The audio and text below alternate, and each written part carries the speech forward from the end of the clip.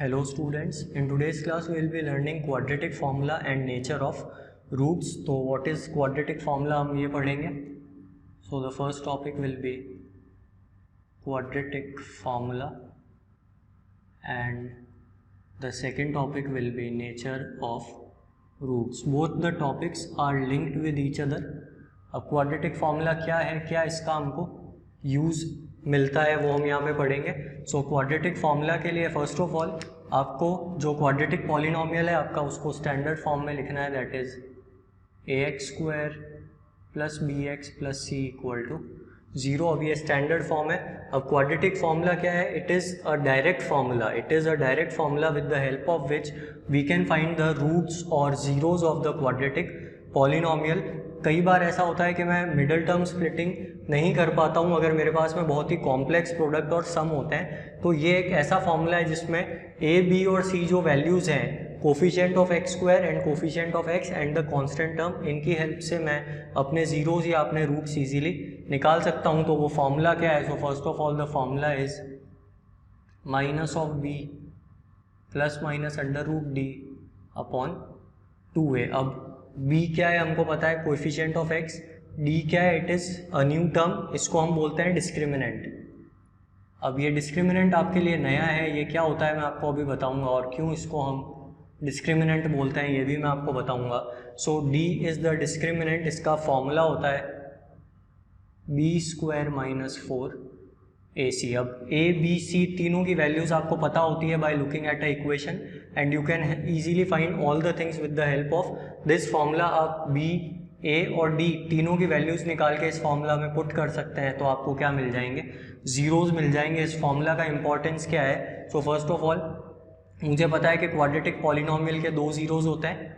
बीच में मैंने plus minus लगाया है, यानी एक जीरो आएगा minus b plus root d by 2a से. देखिए 2 जीरोज़ होते हैं, एक ज़ीरो मिलेगा मुझे minus b plus under root d upon 2a से, एंड सेकेंड ज़ीरो मुझे मिलेगा minus b minus under root d upon 2a से. These are the 2 zero. एक बार बीच में प्लस का साइन लेना है, एक बार माइनस का लेना है. b के साथ जो माइनस है वो हमेशा रहेगा, बीच वाला जो साइन है वो एक बार प्लस होगा एंड एक बार माइनस होगा. अब ये डिस्क्रिमिनेंट क्या है? डिस्क्रिमिनेंट का मतलब है ये एक ऐसा वेरिएबल है जो डिफ्रेंशिएट कर रहा है between the nature of roots या टाइप्स ऑफ रूट्स. तो 3 कैटेगरीज होती है. देखिए रूट्स जो है वो मुझे किस तरीके से मिलते हैं, तो मैं आपको 3 अलग अलग एग्जाम्पल्स की हेल्प से बताता हूँ. फर्स्ट एग्जाम्पल हमने लिया, suppose x² minus 3x and minus 4 equal to 0. इस एग्जाम्पल को अब हम देखते हैं कि किस तरीके से सॉल्व किया जा सकता है. With the help of middle term splitting आप इसको सॉल्व करेंगे. मिडल टर्म स्प्लिटिंग से आप कैसे करेंगे? इसको ब्रेक कर देंगे माइनस 4x और प्लस x में. तो आपको यहाँ पे क्या जीरोज़ मिल जाएंगे? देखिए x² minus 4x plus x minus 4 equal to 0. So x into x minus 4 plus 1 into x minus 4. इस तरीके से आपने इसको फैक्टराइज किया तो आपने क्या ऑब्टेन किया?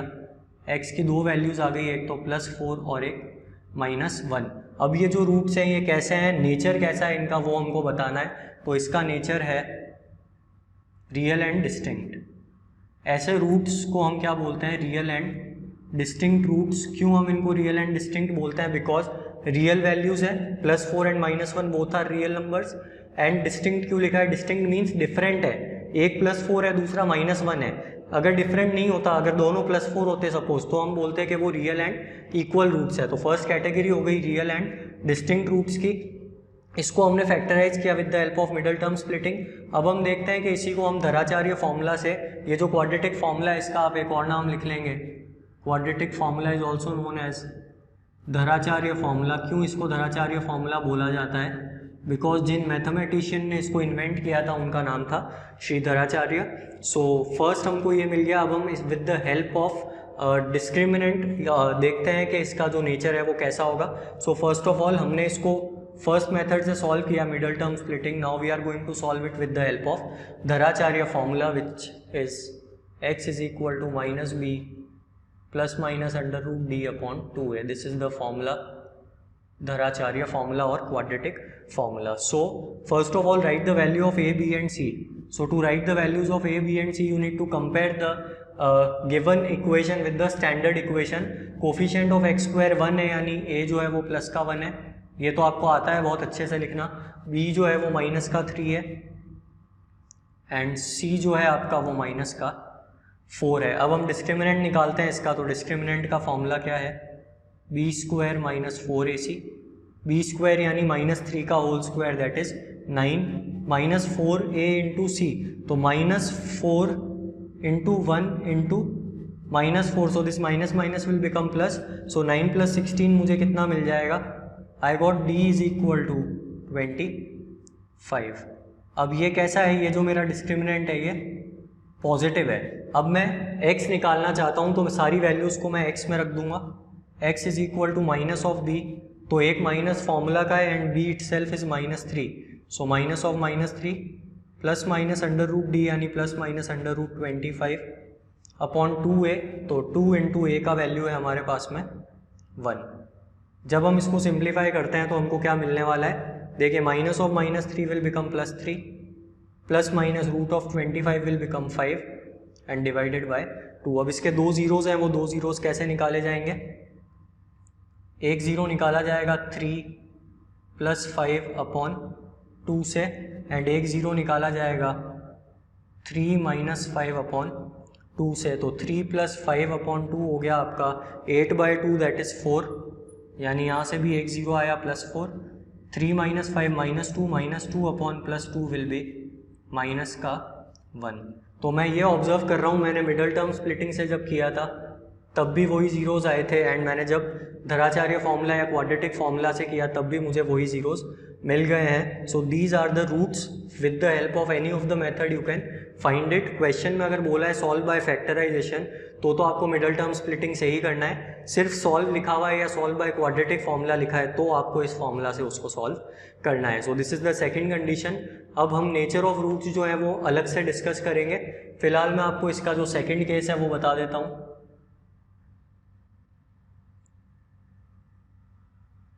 तो अब हम एक अलग टाइप की इक्वेशन लेते हैं. सपोज हमने यहाँ पे लिया x square minus 4x plus 4 equal to 0. अब आप इसके मिडल टर्म स्प्लिटिंग कैसे करेंगे? आप इसको लिखेंगे x square minus 2x, but आप अगर इसको ढंग से देखें तो आप इसको डायरेक्टली ये भी लिख सकते हैं. This is nothing but x minus 2 का होल स्क्वायर. यानी जब मैं इसको फैक्टराइज करूँगा तो मुझे क्या मिलेगा? x minus 2 into x minus 2. यहाँ से मुझे जीरोस क्या क्या मिल गए? x माइनस 2 0 है यानी x प्लस 2 हो गया. ये वाला x माइनस 2 0 है यानी x फिर से क्या हो गया? प्लस 2.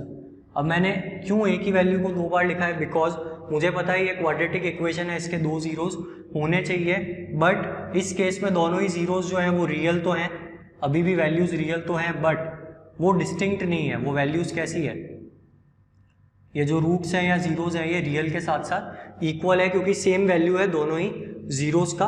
अब हम आते हैं कि धराचार्य फॉर्मूला से हम इसको कैसे सॉल्व कर सकते थे. सो हमारे पास में कोफिशिएंट्स की वैल्यू है, a है हमारे पास में प्लस का 1, b इज माइनस का 4 एंड c इज प्लस का 4. So we need to find the discriminant.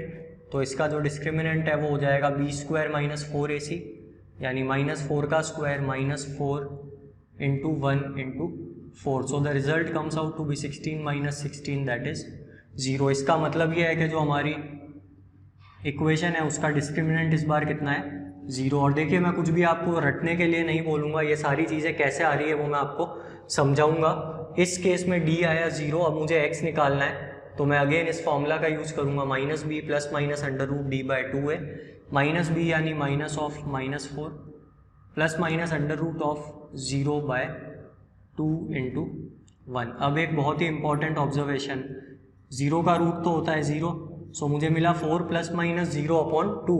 अब मुझे पता है दो जीरोज इसके कैसे आने वाले हैं. एक आएगा 4 प्लस 0 अपॉन 2 से, एक आएगा 4 माइनस 0 अपॉन 2 से. बट ये 0 का कोई इंपॉर्टेंस नहीं है बिकॉज आप 0 को चाहे ऐड करें या 0 को सब्ट्रैक्ट करें किसी भी नंबर से, उस नंबर पे कोई इफेक्ट नहीं पड़ने वाला है. यानी यहाँ से मुझे मिला 4/2 दैट इज़ 2. यहाँ से भी क्या मिला मुझे? 4/2 दैट इज़ 2. यानी मुझे यहाँ से भी सेम रूट्स मिल रहे हैं. x इज इक्वल टू 2, 2 एंड ये रूट्स कैसे हैं, ये जीरोस कैसे हैं? These are real and equal. So this is the second condition in which discriminant was 0। तो अब हम थर्ड केस पे आते हैं। देखिए हमने डी जब पॉजिटिव था वो केस देख लिया, डी जब 0 है वो केस देख लिया। अब हम एक केस देखेंगे जिसमें हमारा डी जो है वो नेगेटिव होगा। तो एक एग्जांपल हम लेते हैं यहाँ पे।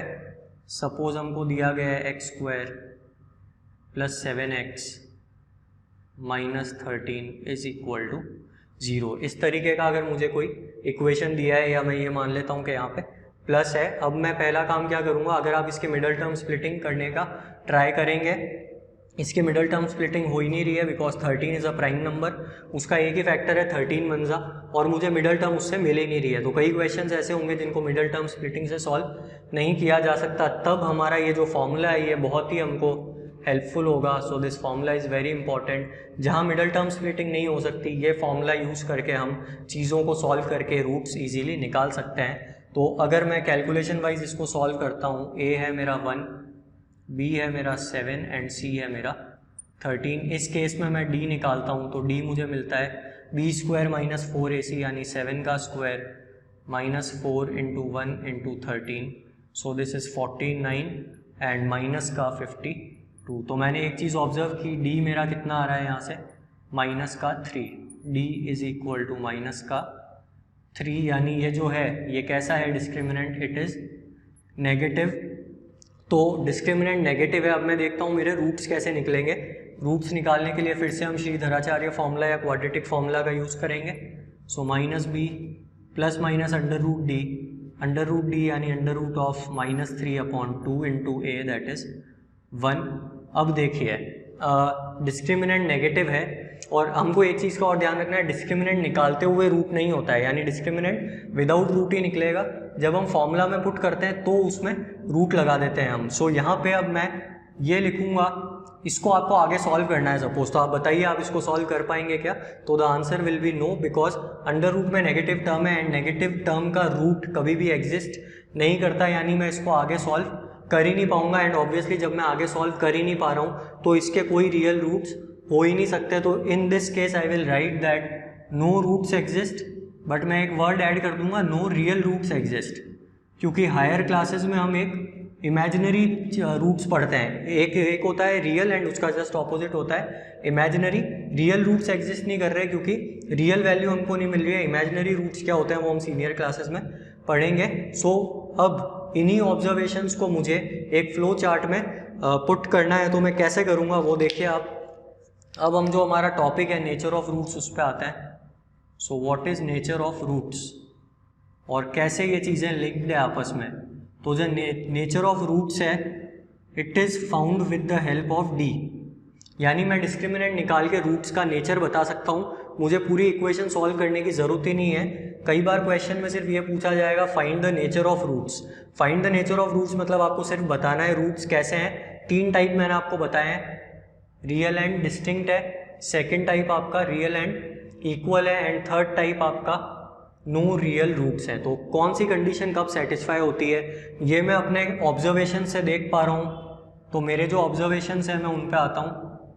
मेरा पहला ऑब्जर्वेशन था जब डी पॉजिटिव था यानी डी ग्रेटर देन 0 था। तो in case of D greater than 0 मुझे रूट्स कैसे मिले थे, I got real and distinct roots. I got, यानी जब भी डिस्क्रिमिनेंट पॉजिटिव होगा तो डेफिनेटली मुझे रियल एंड डिस्टिंक्ट रूट्स ही मिलेंगे। सेकेंड कंडीशन जब मेरा डिस्क्रिमिनेंट था 0, ना पॉजिटिव ना नेगेटिव, उसमें मैंने ऑब्जर्व किया था रूट्स अभी भी रियल तो हैं बट वो डिस्टिंक्ट नहीं है। इस बार रूट्स कैसे हैं, real and equal. So this is the second observation. Third observation when the D was negative, तो सिंस डी वॉज नेगेटिव हमने ये कंक्लूड किया था हम उसको आगे सॉल्व नहीं कर पाएंगे and therefore no real roots exist. तो ये तीनों कंडीशन है। अब मैं आपको बताता हूँ इस पे बेस्ड क्वेश्चन कैसे आ सकता है। फॉर एग्जाम्पल सपोज आपको इक्वेशन दे दी गई है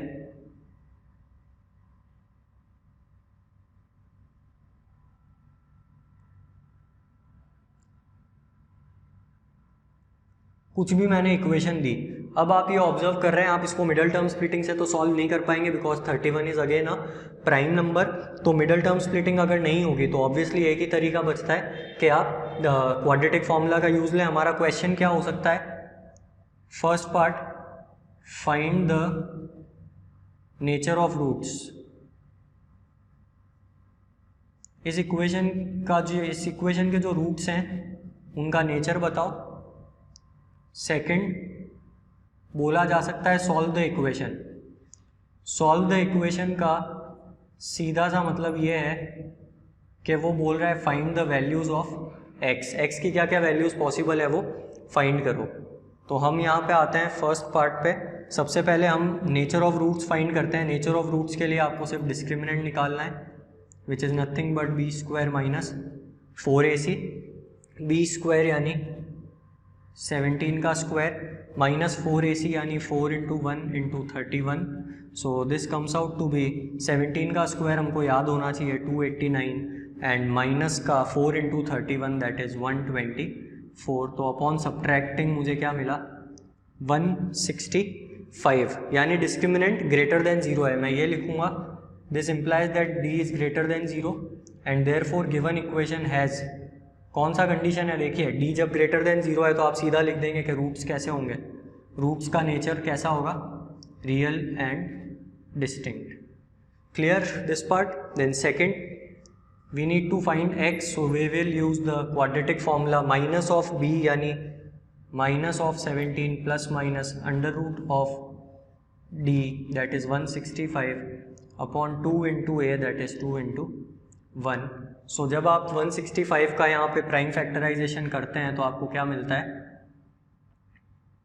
3 5 15 एंड 3 5 15, सो 5 11। अब आप ये नोटिस कर रहे हैं कि इसमें कुछ भी कॉमन नहीं निकल पा रहा है, यानी मैं इसको आगे सॉल्व सिंप्लीफाई नहीं कर पाऊंगा। आपको पॉइंट में निकालने की ज़रूरत नहीं है, आप सिर्फ ये लिख देंगे कि इसके दो जीरोज़ होंगे।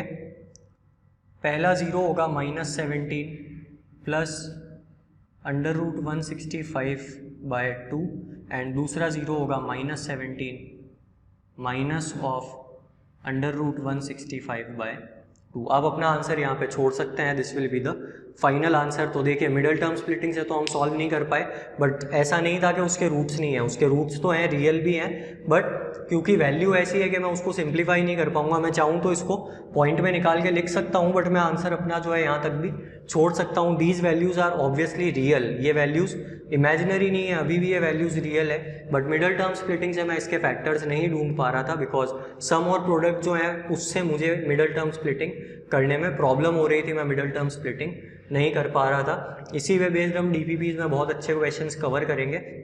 ये सारी चीज़ें आपको क्लियर होनी चाहिए, कुछ भी आपको रटने की ज़रूरत नहीं है, हर एक चीज़ एग्जाम्पल से आप रिलेट करके चीज़ों को ईजीली याद रख सकते हैं। So that's all for this lecture, thank you.